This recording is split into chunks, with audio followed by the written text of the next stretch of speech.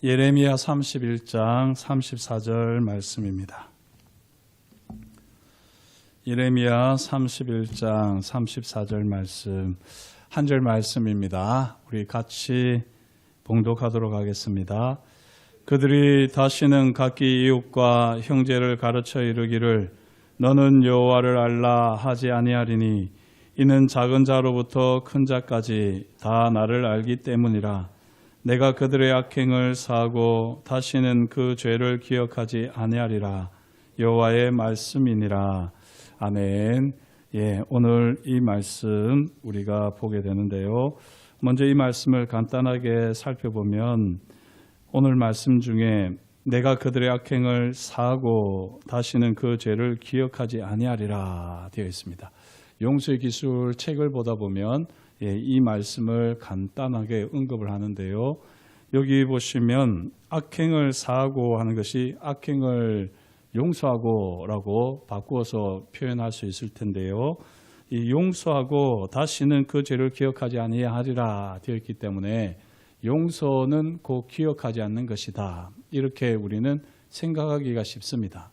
그러나 오늘 이제 우리가 용서인 것 같지만 용서가 아닌 것들을 살펴보면서 기억과 기억하지 않는 것과 용서는 다르다는 것을 보게 될 것입니다. 그러면 왜 하나님께서는 이렇게 말씀하셨나라고 이야기할 수 있을 텐데요.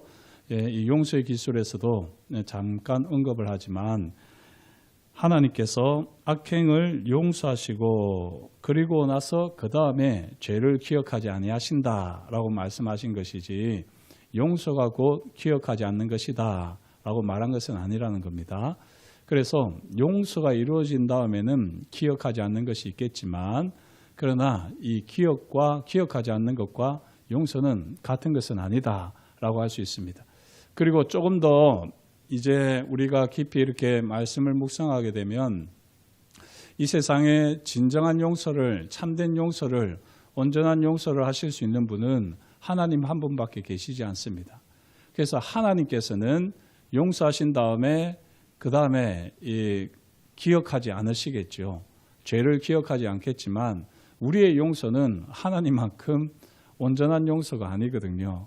그래서 우리는 여전히 계속해서 이 상처로 인한 기억들이 스물스물 피어나게 되어 있습니다.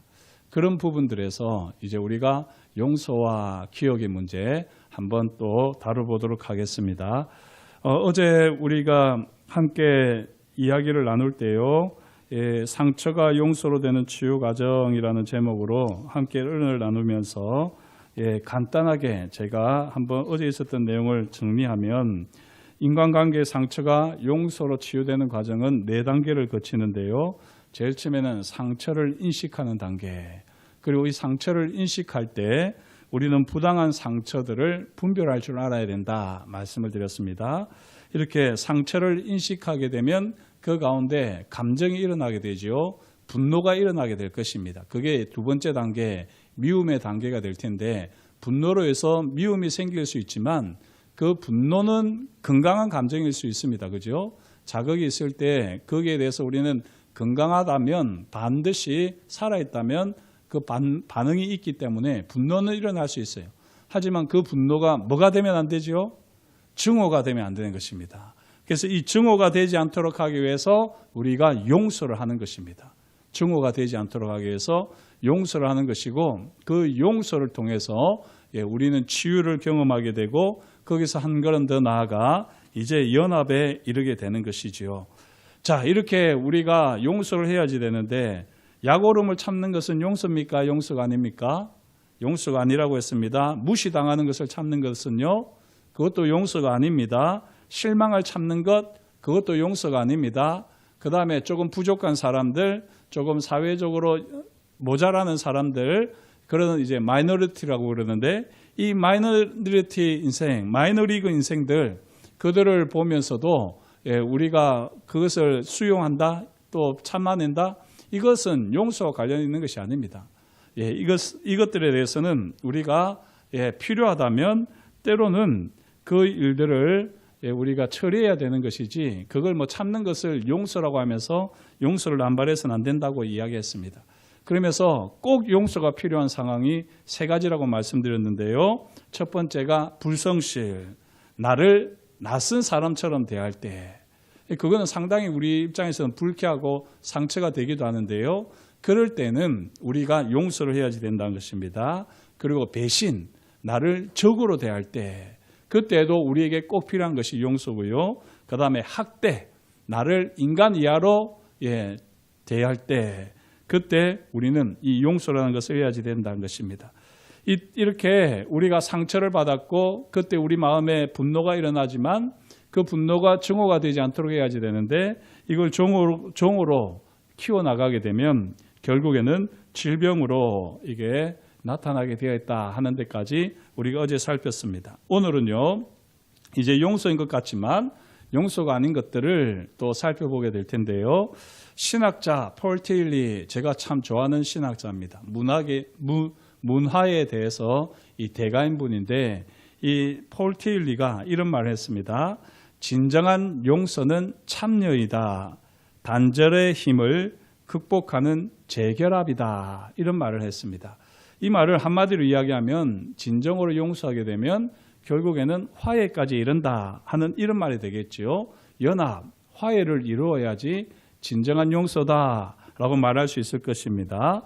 하지만 이 용서의 기술을 썼던 루이스 스머저라고 하는 이 저자는요, 테일리의 견해를 동의하지 않습니다.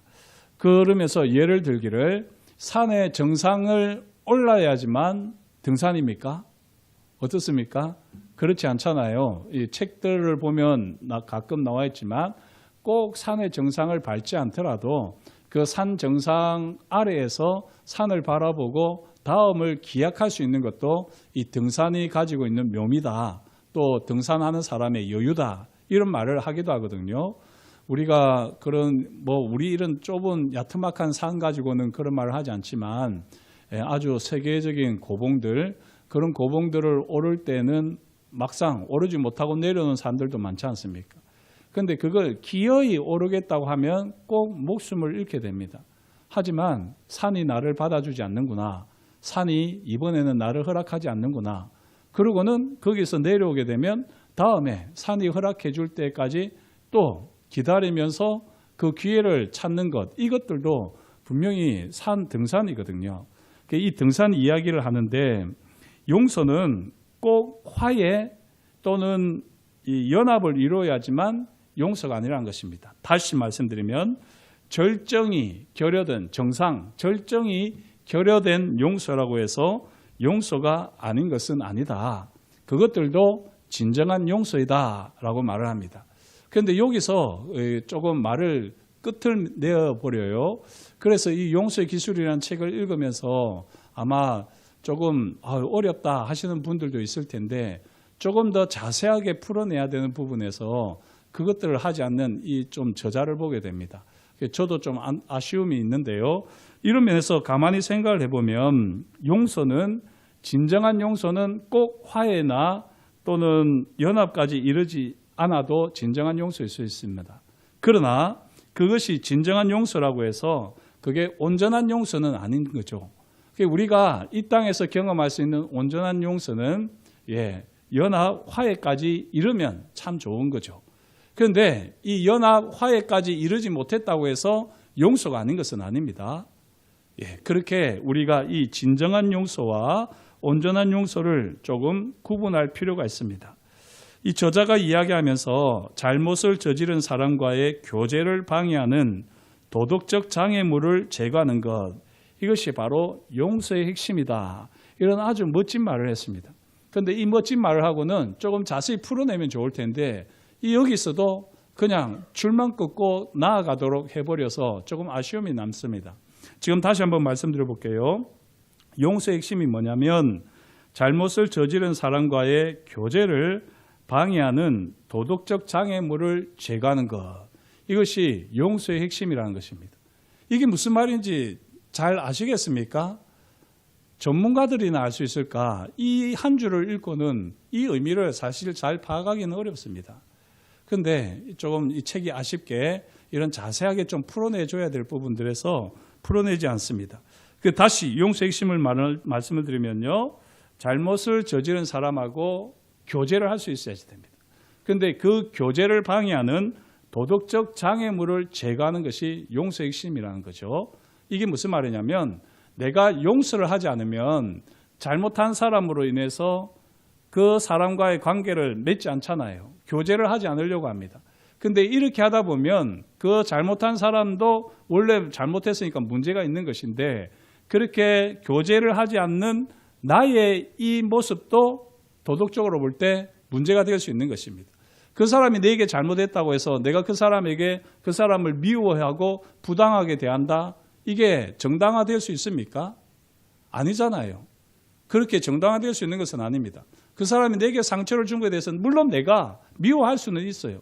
그렇지만 그걸 계속 품고 있으면서 그게 증오로 자라게 하고 복수로까지 이어지게 하려고 하면 이것은 문제가 있는 것이거든요. 그래서 이런 도덕적인 장애물을 제거하는 것, 이게 바로 용서의 핵심이라는 것입니다. 용서를 해가지고 연합을 한다든지 화해를 하면 좋겠지요. 하지만 거기까지 이르지 않더라도요. 최소한의 교제는 할 수 있어야지 됩니다. 그렇게 해야지 용서 공동체가 되는 것입니다. 난 저 사람 보기 싫어요. 난 저 사람 싫어서라도 교회 가기 싫어요. 이래 되면 이거는 용서 공동체일 수가 없는 것입니다. 난 저 사람 불편해서 저 사람하고 사역하기 싫어요. 물론 그럴 수 있겠죠. 하지만 그런 마음 가지고 신앙생활 하면요. 전혀 신앙에 도움이 안 됩니다. 주님이 우리에게 용서를 명하셨을 때는 바로 이런 의미입니다. 최소한 연합과 화목까지는 화해까지는 이르지 못한다고 할지라도 최소한 내 이 불편한 마음을 감내하면서 교제할 수 있을 정도는 되어야 되는 겁니다. 이런 우리 공동체가 될 수 있으면 좋겠습니다. 자, 이렇게 용서의 핵심을 우리가 생각을 해보면서요. 우리가 용서 이야기하지만 다른 사람들한테 용서를 너무 강요해서도 안 되고 또 내가 용서를 한다고 너무 이렇게 용서를 남발해서도 안 됩니다. 값싼 은혜라고 하는 말을 보네포 목사님이 이야기를 했었는데요. 이 값싼 은혜뿐만이 아니라 용서도 값싼 용서, 싸구려 용서를 만들면 안 되는 것입니다. 문제를 해결해야 되는 부분들은 문제를 해결해야지 그걸 가지고 용서해라, 용서했다 이런 식으로 모든 걸 다 용서로 풀어나가려고 하는 것, 이것은 용서를 값싼 용서로 만드는 것이고 싸구려 용서로 만드는 것입니다. 그래서 사실 우리가 용서를 생각하고 용서를 실천할 때 이것은 기술이 필요할 만큼 아주 사실은 어려운 부분이란 것입니다. 말하기도 어렵고 다른 사람들에게 설명하기도 어렵고 이걸 실천하기는 더 어려운 부분들입니다. 그래서 우리가 이렇게 용서 공동체를 이루어가기 위해서 이 신년에 이 용서의 기술이라는 것을 함께 고민하는데요.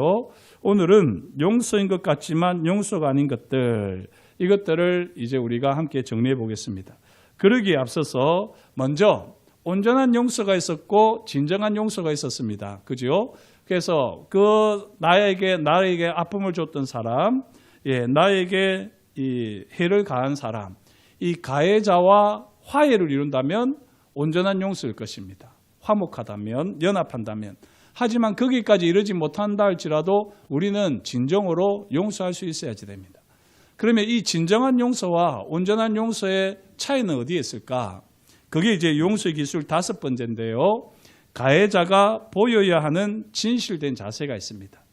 가해자가 진실된 자세를 보여주지도 않는데 내가 온전한 용서를 하고자 노력한다고 해서 됩니까? 안 됩니다. 가해자가 진실한 자세를 보여야지만 우리가 화해를 이룰 수 있고요. 연합을 이룰 수가 있습니다.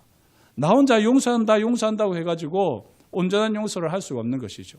그런 의미에서 온전한 용서는 하나님께 맡겨드리고 우리는 진정한 용서를 다 해야지 되는데 진정한 용서에서 온전한 용서로 나아가는 그 과정 속에 가해자가 보여야 하는 진실된 자세 5가지가 있습니다.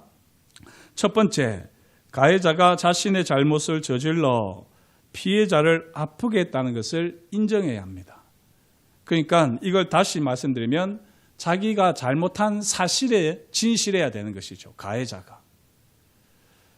가해자가 보여야 되는 진실 첫 번째는요, 자기가 잘못한 사실에 대해서 진실해야 되는 것입니다.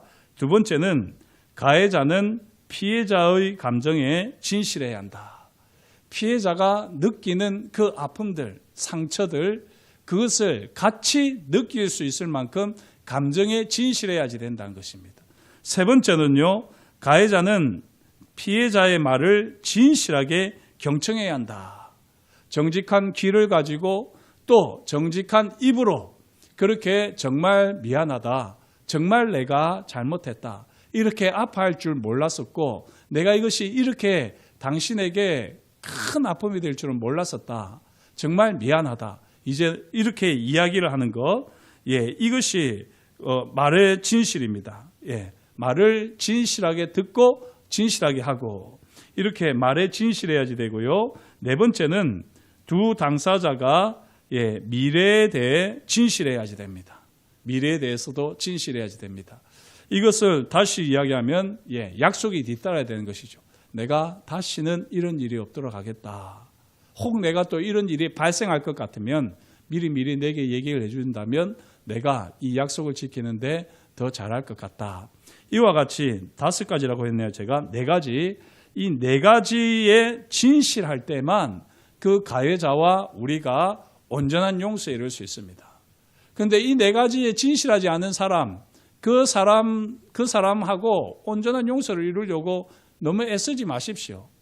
이 가해자가 그럴 마음이 없는데, 진실이 없는데 우리가 뭐 그렇게 온전한 용서를 이루려고 해도 이룰 수 있습니까? 하나님께서 때가 하나님이 행하실 때가 있을 테니까 우리는 온전한 용서에 이르려고 인간적인 마음들은 내려놓고 다만 어떻게 해야 되죠? 바로 진정한 용서를 해야지 되는 것입니다. 그 가해자가 진실하지 않다고 해서 우리가 용서를 하지 않으면 안 되고요. 용서를 하지 않는다고 하면 안 되고, 가해자가 진실하지 않더라도 우리는 용서를 해야 됩니다. 그게 바로 온전한 용서가 아니라 진정한 용서라는 것이죠. 자, 이렇게 오늘은 용서 기술 5번째를 이야기했는데요. 이와 관련해서 용서인 것 같지만 용서가 아닌 것들 5가지를 우리는 또 분별할 필요가 있겠습니다. 한번 저를 따라서 해주시겠습니까? 우리가 분별해야 되는 5가지. 망각, 비난, 갈등, 수용, 묵인. 이 5가지를 우리는 용서와 이렇게 혼돈할 때가 참 많습니다. 첫 번째, 용서와 있는 것은 다르다. 이렇게 되어 있습니다. 용서와 있는 것은 다르다. 좀 우리가 제일 처음에 시작할 때 예레미야 31장 34절 말씀을 통해서 봤지만요. 용서하는 것과 있는 것은 다릅니다. 내가 용서했다고 하는데 자꾸 그 사람을 볼 때마다 기억이 납니다. 그러면 나는 용서한 겁니까? 안 한 겁니까? 우리는 용서 안 했다고 생각을 해요. 내가 저 사람이 왜 저렇게 잘못한 게 계속 기억나지? 라고 하면서 우리는 스스로 용서 안 했다고 생각하는데 그게 아니라는 겁니다. 기억이 나도 내가 용서했으면 용서한 겁니다. 기억이 나는 것은 자극이에요. 자극. 이 자극에 대해서는 또 분노가 일어날 수 있습니다. 하지만 그 분노가 증오로 나아가지 않게 하는 게 뭐라고요? 용서입니다. 그렇기 때문에 용서와 있는 것은 다른 문제예요. 그리고 자꾸 기억나게 하는 부분에 대해서는 내가 용서했다고 하지만 그 기억나게 하는 그 잘못된 것에 대해서는 또 이야기할 수 있어야지 되는 겁니다. 그렇게 되려면 사실은 우리가 용서해야 되는 거죠. 용서해야지만 관계에 자유롭고 내 감정에 자유로우면서 그 사람이 또 내게 실수하고 다른 사람에게 실수하지 않도록 말을 할 수가 있는 것입니다. 어쨌든 기억이 난다고 해서 그것이 용서하지 않은 것이 아닙니다. 용서를 해도 기억이 날 수 있고요. 반대로 기억이 나지 않는다고 해서 용서한 것도 아닙니다. 그냥 우리는 망각의 동물이기 때문에 때로는 용서하지 않고도 기억이 안 날 수 있어요. 그러다가 어느 날 트리거가 생기면은 갑자기 내 마음에 묻어뒀다가 그게 갑자기 폭발하는 것이죠. 그런데 그게 얼마나 위험한지, 분명히 내게 상처를 준 사람은 이 인간인데 이 사람은 전혀 상관도 없는데 이 인간이 했던 그 상처를 주는 행동을 이 사람이 그냥 했을 뿐인데, 자기는 자기 생긴 대로 그렇게 살면서 했을 뿐인데 이게 내한테 그냥 상처, 이 증오를 건드려 가지고는 폭발해 버리는 게 너무 비일비재하거든요. 이게 우리가 용서와 망각을 혼돈하기 때문인 것입니다. 내가 잊었다고 해서 용서한 것이 아니고 내가 기억한다고 해서 용서하지 않은 것이 아닙니다. 기억과 용서의 문제는 다르고요. 그래서 우리는 용서를 어떤 사람이 내게 잘못했으면 그게 정으로 나아가지 않도록 반드시 주님 안에서 용서를 하시는 것이 좋고, 그럼에도 불구하고 계속해서 기억나게 하는 그 일에 대해서는 정직하게 나아가서 이런 일에 대해서는 내가 참 많이 아팠는데 이제 좀 안 했으면 좋겠다라고 말을 할 수 있어야지 됩니다. 그런데 우리가 그 정도로 이 분별력이 사실 좀 없잖아요. 좀 매여 있지 않습니까? 이런 면에서 우리가 이 용서와 있는 것을 잘 분별하면 좋겠습니다. 두 번째는요, 용서와 비난하지 않는 것은 다르다 하는 것입니다. 이 저자도 용서와 비난하지 않는 것은 참 구별하기가 어렵다라고 말을 했는데요. 프랑스 속담에 이런 말이 있답니다. 모든 것을 이해하면 모든 것을 용서할 수 있다. 모든 것을 이해하면 모든 것을 용서할 수 있다. 이게 프랑스 속담인데 참 맞는 말인 것 같지만요. 용서의 기술의 차원에서 보게 되면 이것은 틀린 말입니다. 모든 것을 이해할 수 있으면 모든 비난을 면제할 수는 있습니다. 모든 것을 이해하면 비난은 하지 않을 수 있습니다. 하지만요, 모든 것을 이해할 수 없어도 용서는 해야 되는 겁니다. 그리고 모든 것을 이해할 수 있으면 그냥 비난하지 않으면서 그거 해결하면 돼요, 감정을. 하지만 도저히 이해할 수 없는데, 도저히 아무리 생각을 해도 이해할 수 없는데, 그때 우리에게 필요한 게 뭐냐? 바로 이 용서라는 것입니다. 그렇게 우리가 용서를 하게 되면 또 우리가 조금 이해할 수 있는 눈도 생기고 폭도 생기기, 여유도 생기게 되는데요. 이 용서를 이해와 관련시키면 안 됩니다. 내가 이해할 수 없을 때 그때 진짜 내게 필요한 것이 바로 용서라는 것입니다. 이거와 관련해서 재미있는 이야기 두 가지를 하는데요. 자기 친구 중에 이 사과 농사인지는 모르겠는데 하여튼 과일 농사를 하는 친구가 있었어요. 그 과일 농사하는 친구하고 같이 이렇게 막 농사 일을 하다가 마침 자기가 없을 때에 그 같이 일하는 사람들하고 막 이야기를 하는데 자기를 흉보들 하는 것입니다. 그 저자 이름이 루이스인데 루이스는 뭐 공부만 잘했지 이 농사 일에는 젬병이야. 나무 위에 올라갈 때도 벌벌 떨고 나무 사과를 따는데도 다 상처나겠다고 상품성이 없겠다고 농사일은 영 젬병이야. 내가 걔 앞에서는 말을 못했지만 하여튼 너무 못해.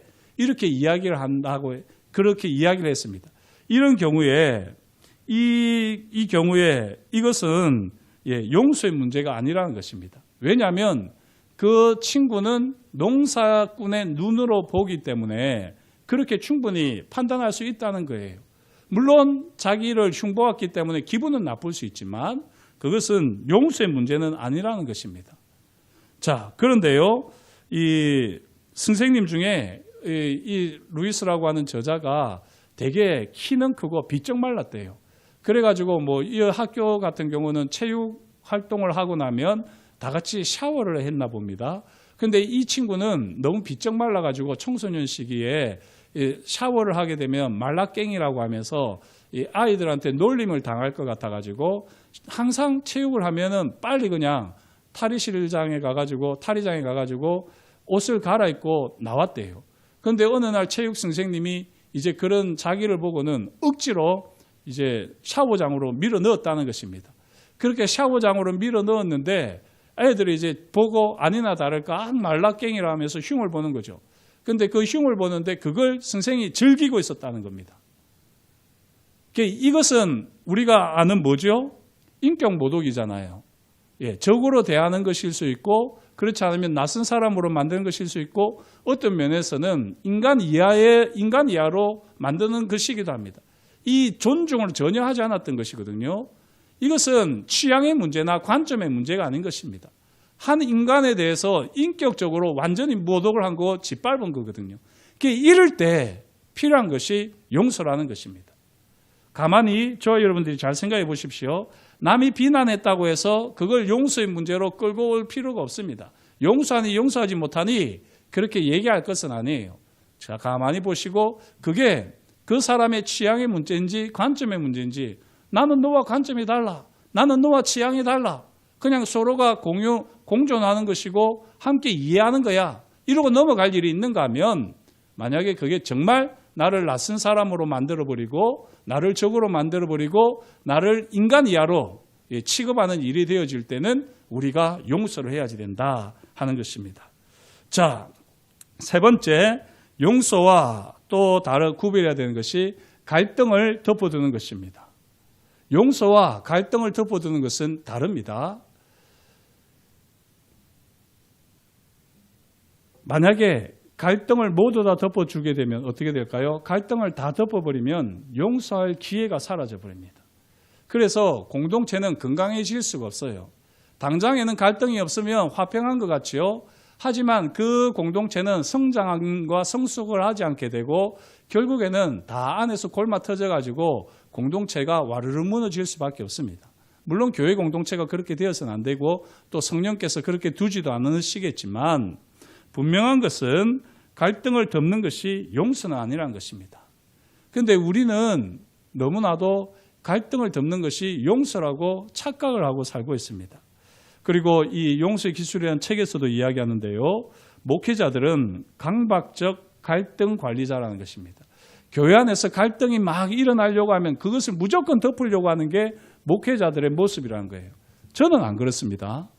저는 워낙 건강하게 자라가지고 저는 갈등을 유발하는 사람입니다, 사실은.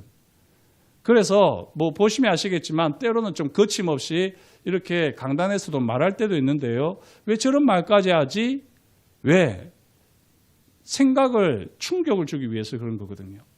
안일하게 있는 그 현재의 자리에서 조금 달리 생각해 보라고 해서 충격을 주는 거지, 진짜 제가 뭐 그렇게 생각한다든지 뭐 나쁜 마음을 묻고 있다든지 그런 건 아닙니다.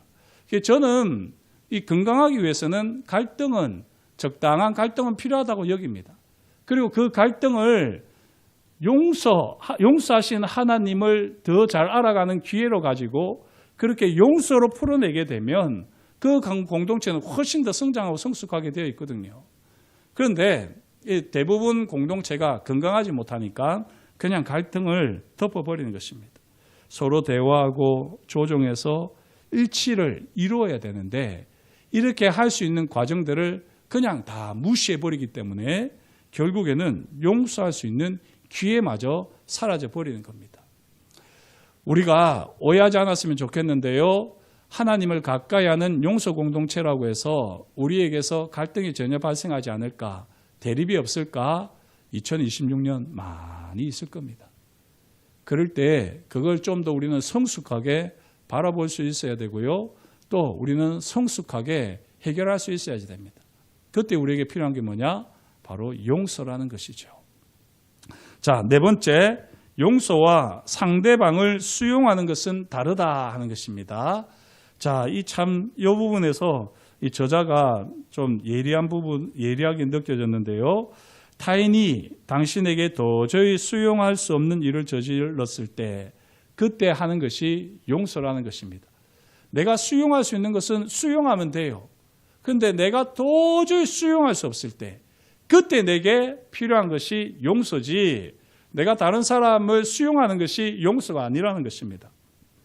우리가 왜 수용할까요? 수용하는 이유는요, 우리에게 좋은 사람이기 때문입니다.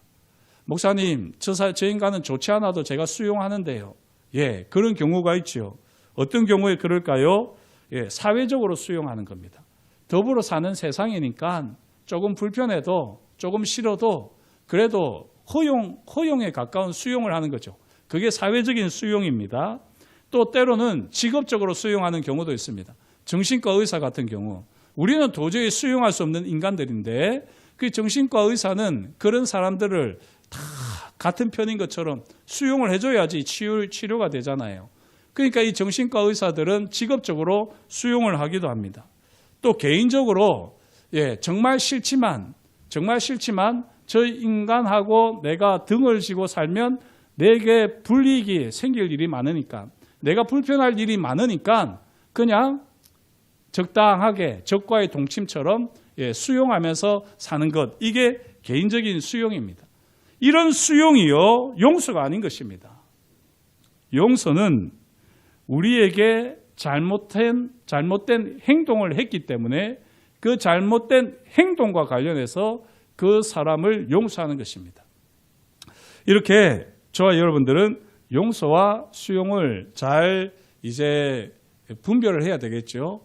그래서 내가 수용을 했기 때문에 내가 용서했다고 착각을 하면 안 되고, 그렇게 내 안에 있는 용서를 해결하지 못하면 잠정적으로는 좋아 보이지만 결국에는 폭발하게 되어 있거든요.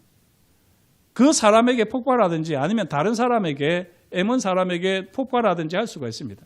그래서 수용한 것으로 우리가 안심해서도 안 되고 만족해서도 안 되고, 진짜 내 내면을 살펴보고 내게 잘못한 행동을 한 그 사람을 내가 용서하고 있는가 안 하고 있는가, 하나님 앞에서 보게 될 때에 우리는 진짜 건강한 용서 공동체를 이루어갈 수가 있습니다. 다섯 번째, 용서와 묵인하는 것은 다르다 하는 것입니다. 이 용서는 부당한 행위를 묵인하는 것을 전제로 하지 않는다. 우리는 용서해라 하면서 이 묵인을 강요하는 경우가 있는데요. 이 저자는 이런 말을 했습니다. 용서하라. 그러면 당신이 먼저 치유될 것이다. 묵인하라. 그러면 당신이 먼저 고통에 처하게 될 것이다. 이렇게 이야기합니다. 용서를 하게 되면 우리가 치유를 받지만, 묵인을 하게 되면요, 우리가 더 고통에 이르게 되는 것입니다. 참는다고 될 일이 아니에요. 용서를 해야지 참는다고 될 일이 아닌 것입니다. 용서와 묵인, 어떻게 우리가 좀 더 명확하게 구분을 해야 되냐, 이 한 예를 들던데요. 심장수술팀 책임자인 베스트 박사라는 분이 있습니다. 아주 그냥 심장수술의 대가겠지요. 이분이 이제 밑에 얼마나 많은 의사들을 두고 있겠습니까? 또 아주 엄격한 분이라고 합니다. 그렇게 엄격한 분이지만 의사들의 실수들을 두세 번 정도는 이렇게 허용을 한대요. 받아준대요. 그런데 절대로 받아주지 않는 일이 있다고 합니다. 실수가 있다고 합니다. 절대로 받아주지 않는 실수가 뭐냐면, 사전에 자신 베스트 박사와 상의 없이 단독으로 수술을 행하는 경우, 그 경우는 그 사람이 수술에 설령 성공했다고 할지라도 더 이상 받아주지 않는다는 것입니다. 당연하겠죠. 그렇지 않겠습니까? 그런데 어떤 사람이 유능한 의사였는데, 또 참 괜찮은 의사였는데 너무 위급한 상황인 나머지 새벽에 어떤 사람이 왔는데 그걸 베스트 박사에게 말하지도 않고 묻지도 않고 그냥 자기가 할 수 있겠다 판단을 하고는 수술을 했다는 거예요. 그렇게 했을 때 베스트 박사가 어떻게 했느냐? 개인적으로는 그 사람을 용서했습니다. 하지만 팀원의 행동 원칙을 바로 세우기 위해서 묵인은 하지 않았다는 것입니다. 이렇게 용서와 묵인은 다른 것입니다. 개인적으로 내가 용서를 함으로써 내가 치유되는 과정은 반드시 필요하고요. 그럼에도 불구하고 또 나 아닌 다른 사람들에게 피해가 갈 일에 대해서는 우리가 용서라는 이름으로 묵인을 해서는 안 되는 거예요. 그렇게 분명한 원칙, 그리고 용서하되 원칙이 무시되거나 파기되지 않도록 그렇게 하는 용서여야지 건강한 용서인 것입니다. 오늘은 이렇게 용서가 아닌 것들을 우리가 5가지를 봤었습니다. 망가, 기억의 문제, 비난의 문제, 갈등의 문제, 수용의 문제, 또 묵인의 문제, 이 모든 것들과 관련해서 저와 여러분들이 그런 것들을 했다고 용서했다고 착각을 하시면 안 됩니다. 그리고 관계가 좋아졌다고 여겼어도 안 되는 것입니다. 그리고 정말 우리가 잘못한 것이 있으면 그 잘못한 것을 가지고 먼저 하나님 앞에 나아가서 하나님의 용서를 구하고 또 그 잘못한 사람에게도 우리가 용서를 구할 수 있어야지 됩니다. 그렇게 되면 정말 온전한 용서가 될 텐데요. 혹 거기까지 이르지 못하더라도, 다른 사람들과의 관계까지는 온전히 이르지 못하더라도 하나님 앞에서만큼은 진정한 용서를 구하고 진정한 또 용서를 또 행할 수 있는, 용서를 할 수 있는 그런 우리 공동체가 될 수 있기를 간절히 소망합니다. 기도하겠습니다. 하나님 아버지, 오늘도 주님께서 우리에게 말씀하여 주시니 감사합니다. 하나님 아버지께서 죄를 용서하여 주시고 다시는 기억하지 않으신 것처럼 우리도 그런 용서를 하고 싶습니다. 하지만 그렇게 하기에는 우리는 너무나도 연약하고 부족하고 죄 많고 허물 많은 사람들입니다. 그러나 우리가 하나님의 자녀일진데, 하나님을 닮아가는 사람들일진데 하나님의 성품을 허락하여 주셔서 하나님처럼 온전한 용서에 이르는 하나님의 사람들 되어지게 하여 주옵소서. 특별히 그러는 과정에서 5가지를 잘 분별하게 하셔서 기억과 비난과 갈등과 수용과 묵인을 용서로 오해하지 않게 하여 주시고 하나님 앞에서 용서를 진정으로 행하는 삶을 살게 하시며 이 5가지를 잘 분별하며 건강한 공동체를 세워나가는 우리 신복교회가 되어지게 하여 주옵소서. 그렇게 우리 가운데 역사하실 것을 인하여 감사를 드려오며 예수님의 이름으로 기도드립니다. 아멘.